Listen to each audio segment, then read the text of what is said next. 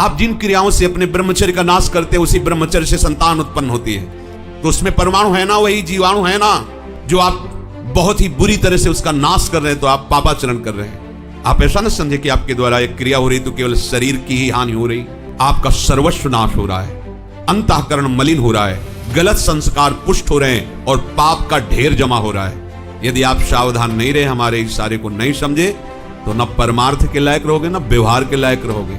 जो नियम संयम का त्यागी और भ्रष्ट आचरण वाला होता है, उसकी कभी दिनचर्या एक जैसी हो ही नहीं सकती। भ्रष्ट आचरण करता है तो राइट टाइम राइट समय में अपनी दिनचर्या कर ही नहीं सकता।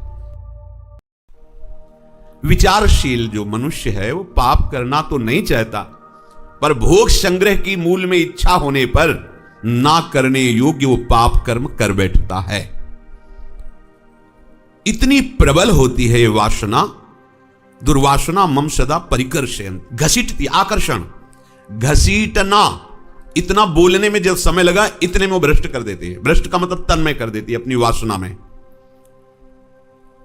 पाप प्रवृत्ति का उत्पन्न होना, उसका क्रिया में उतरना, विचारशील पुरुष दोनों को देखता है, सोचता भी है, पर इतने में वो काम तमाम हो जाता है। अंदर से संकल्प बनाकर अंतःकरण को मलिन करके पापाचरण में उतार देता है। कमी क्या हो गई? विचार तो कर रहा था, यहां विचार नहीं रोकता, यहां पुकार रोकती है। राधा राधा राधा, लाडली प्रियाजू, ये है। यहां विचार काम नहीं करेगा, यहां पुकार काम करेगी। आर्त भाव से प्रभु को पुकारो कि ये दुर्वासना हमें भगवत चरणारविंद से विमुख करने वाली आकर्षण वृत्ति पैदा कर, नाथ आप बचा लो। ये भक्त का लक्षण है। जो ज्ञान मार्ग का उपासक वो विचार करता है, तो ज्ञानी नाम पिचेस्तान से देवी भगवती हिषा बलादा, बलात्, इसमें भी लिखा है अभी बलात्, जबरदस्ती, बलादा कृष्ण मोहाय, जबरदस्ती उसे मोहित कर लेती है। जो अंदर पाप प्रवृत्ति, वासना का मूल राग, भोग, संग्रह, ये विचारशील पुरुष पाप नहीं करना चाहता, फिर भी पाप हो जाता है। उसे ऐसा लगता है कि मेरे से कोई जबरदस्ती पाप करा रहा है। तो इस पाप कराने वाले को बलात् जो हमें पाप में लगा दिया, वो कौन है? प्रभु। प्रभु से पूछते हैं अर्जुन जी। जब हमारा लक्ष्य होता है संसार, तो तुम चाहे जितना वेद पढ़ लो, शास्त्र पढ़ लो, सत्संग सुन लो, आपको पाप से कोई बचा नहीं सकता। लिख लो ये बात, दिमाग में बैठा लो। यदि आपका उद्देश्य संसार है, शरीर सुख, शरीर आराम, शरीर भोग, मान प्रतिष्ठा, यश कीर्ति, इसे संसार कहते हैं, तो आप पाप से बच नहीं सकते। और यदि उद्देश्य आपका भगवत प्राप्ति है, तो चाहे वर्तमान में आपसे पाप क्यों ना हो रहा हो, आप धैर्य धारण करना, आप निष्पाप हो जाएंगे, आप महात्मा बन जाएंगे। ये भगवान के वचन हैं। अपिचेत सुदुराचारो भजते माम अनन्य भाग, साधुरेव समन्तव्या सम्यक व्यवसिता हिषा। वर्तमान में भले पाप नहीं दिखाई दे रहा, अनिच्छा दिखाई दे रही, लेकिन मूल में संसार का महत्व बैठा है, तो पापाचरण रोक नहीं सकते, हो ही जाएगा। ये विचारवान पुरुषों को भी जबरदस्ती पाप में लगा देता है। कौन है? कोई और है क्या जो जबरदस्ती पापाचरण करवा रहा है? ऐसा बहुत साधकों से सुना कि मेरी इच्छा नहीं होती पर ऐसा जबरदस्ती हो जाता है। एक ने प्रश्न किया था, पता नहीं क्या भूत है कि कौन सा देवता है कि कोई राक्षस है, आवेश आता है और वैसा हो। और कोई देवता नहीं, कोई राक्षस नहीं है, वो आपकी वासना है, वासना, काम। प्रभु अर्जुन जी के इस प्रश्न को सुन के कहा, काम एष क्रोध एष रजो गुण समुद्भवः महासनो महापाप्मा विद्धेन मिहि वैरिणम। वैरिणम ये दुश्मन है, भगवत प्राप्ति का मार्ग रोकने वाला, भ्रष्ट करने वाला, दुर्गति कराने वाला सबसे बड़ा बैरी दुश्मन ये काम है, ये क्रोध है। ये रजोगुण से उत्पन्न होता है। जितने पाप है उन सब का मूल कारण ये काम है, कामना। और ये जो क्रोध भगवान बोले, ये स्वतंत्र रूप से नहीं होता, इसकी उपज होती।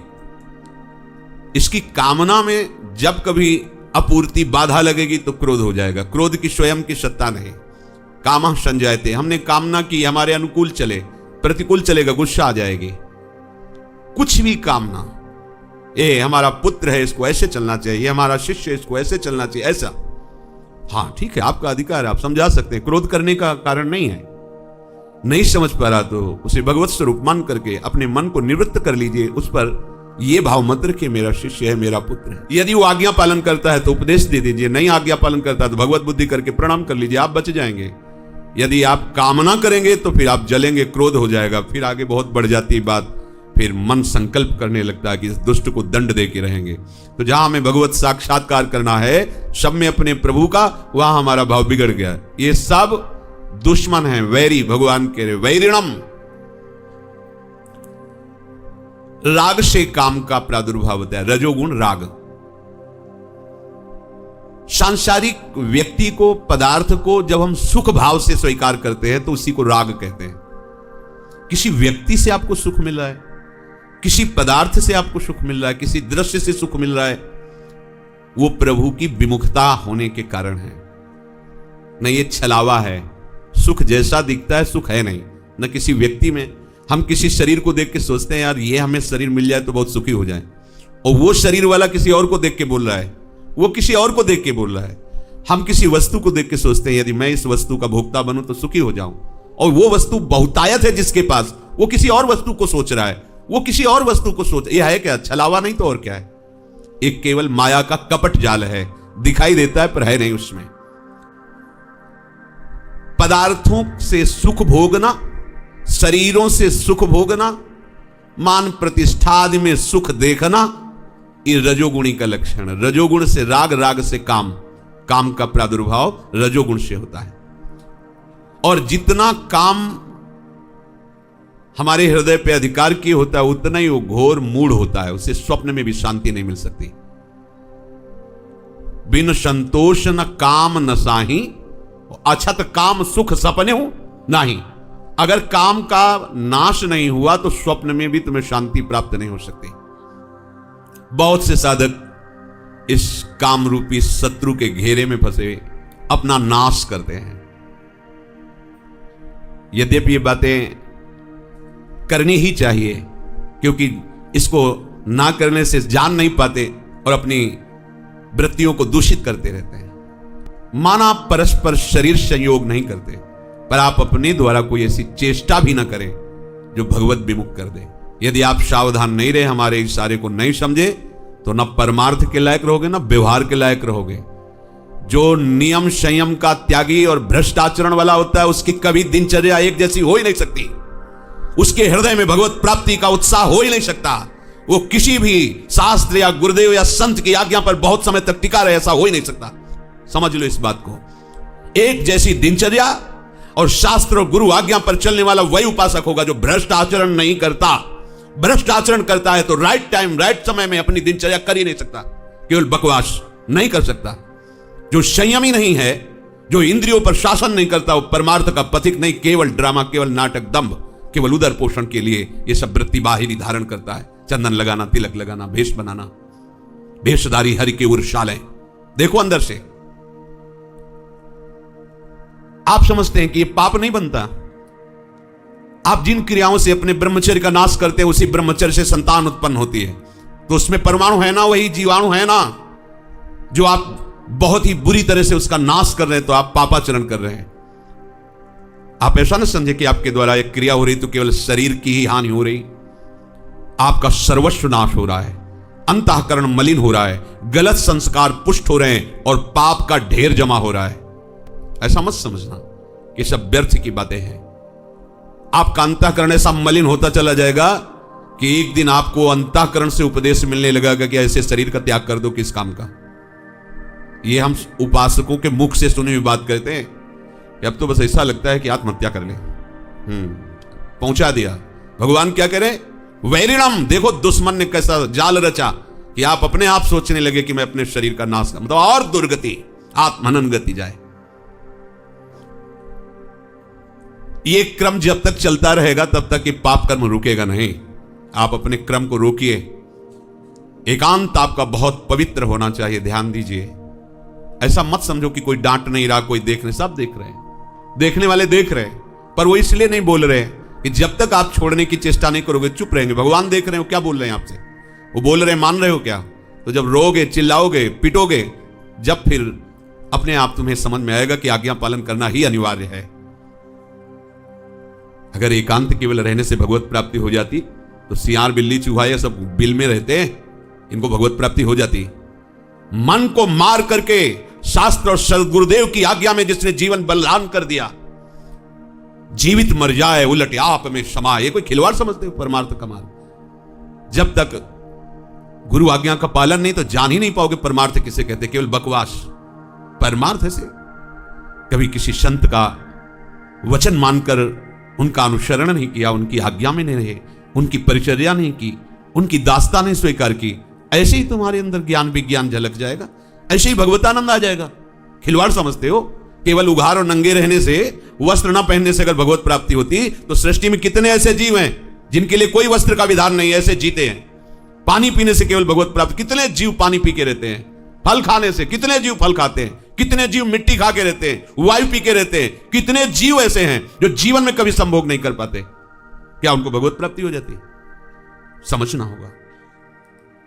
ये मनमानी आचरण, ये स्वतंत्रता तुम्हारी माया की परतंत्रता में फंसाने के लिए है। इस मन को परतंत्र बनाओ शास्त्र आज्ञा और गुरु आज्ञा के अधीन, तो माया की परतंत्रता से मुक्त हो जाओगे।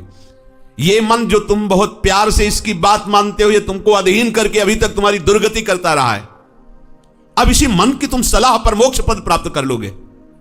ध्यान दीजिए, ये वही मन है जिसने अभी तक तुम्हें प्रभु से नहीं मिलने दिया, अब तुम्हें यह सलाह देगा भगवत प्राप्ति की। यह तो केवल छलावा करेगा, तुम्हें छल के फिर वहीं पहुंचा देगा हरि गुरु से विमुख करके, जीवन व्यर्थ। ये काम सबसे पहला कार्य करता है, मथ करके तुम्हारे हृदय को अपने अधीन कर लेता है। अब अधीन हो गया, नशे में हो गया। कोआ मदांधो मदना तुरोवा, अंधों में भी बड़ा अंधा कौन है? बोले जिसको काम ने मथ दिया, काम ने ग्रसित कर लिया। मदना तुरोवा, काम ने व्याकुल कर दिया, कुछ नहीं देख पाएगा, नहीं माने को अनुजा तनुजा, बा भ्रष्टाचारा, वो भ्रष्ट आचरण वाला हो जाएगा। उत्पत्ति विनाशशील पदार्थों की प्रियता, आकर्षण, ये रजोगुण पैदा करता है। रजोगुण काम प्रकट करता है, काम की आपूर्ति में क्रोध, क्रोध से मूढ़ता, मूढ़ता से स्मृति का नाश, स्मृति नाश से सर्वनाश, बुद्धिनाश। इसलिए भगवान कह रहे हैं कि वो कोई और देवता या कोई और बड़ा शक्ति नहीं है, वो काम है। काम, कामेश क्रोधेश रजोगुण समुद्भवा। तो कामना की पूर्ति में बाधा लगने पर क्रोध होता है, और कामना की पूर्ति हो जाए तो बढ़िया हो जाए ना, तो बोले लोभ होता है। जो काम क्रोध करता है वही काम लोभ करता है। लोभ अत्यंत आसक्त करके और वो मूढ़ता ऐसी पैदा करता है। क्रोध हिंसात्मक वृत्ति पैदा करके मूढ़ता करता है, और दोनों की मूढ़ता में स्मृति का नाश होता है, और दोनों से सर्वनाश हो जाता है, चाहे लोभ हो या क्रोध हो। और दोनों की उत्पत्ति काम से है, काम की पूर्ति में लोभ और काम की अपूर्ति में क्रोध। इसलिए ये कामना संपूर्ण पापों की जड़ है। जितने भी दुख, बंधन, रोग हैं, इनका मूल कारण पाप कर्म है, कोई भी हो। कामना वाला व्यक्ति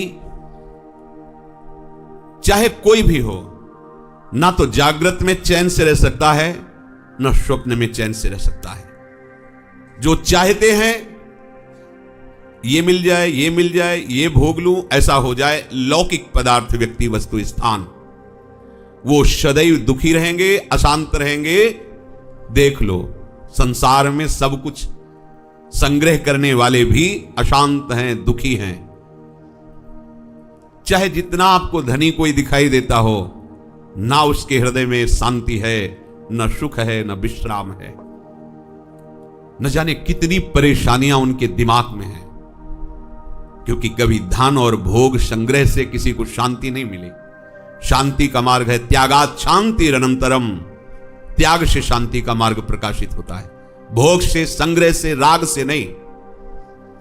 जो नाशवान पदार्थों की इच्छा करता है और अपने को उपासक मानता है, समझ ले क्या है वो? उपासना के मार्ग में जब कदम रखा जाता है तो इसमें यह नहीं सोचा जाता कि काश हमारे पास ऐसी व्यवस्था होती तो हमारा भजन बन जाता। नहीं नहीं नहीं, आप जो अनुकूलता की मांग कर रहे हो मन वासनाओं का जाल रच रहा है। जैसी परिस्थिति ठाकुर ने आपको दी है वो ठीक आपके योग्य भजन के है। बस आप अपने मन को हरि गुरु अधीन करके भजन कर लो। व्यवस्था की चाह, परिस्थिति का बदलाव, फिर भजन भूल जाओ, भजन नहीं होगा। जैसी परिस्थिति डट के भजन करो, अपने आप हर परिस्थिति आपके चरणों में झुकी रहेगी। कोई भी ऐसा नहीं कि आपको भजन से विमुख कर सके। अगर परिस्थिति से भजन, भूल जाओ भजन करना की बात कि हम भजनानंदी है।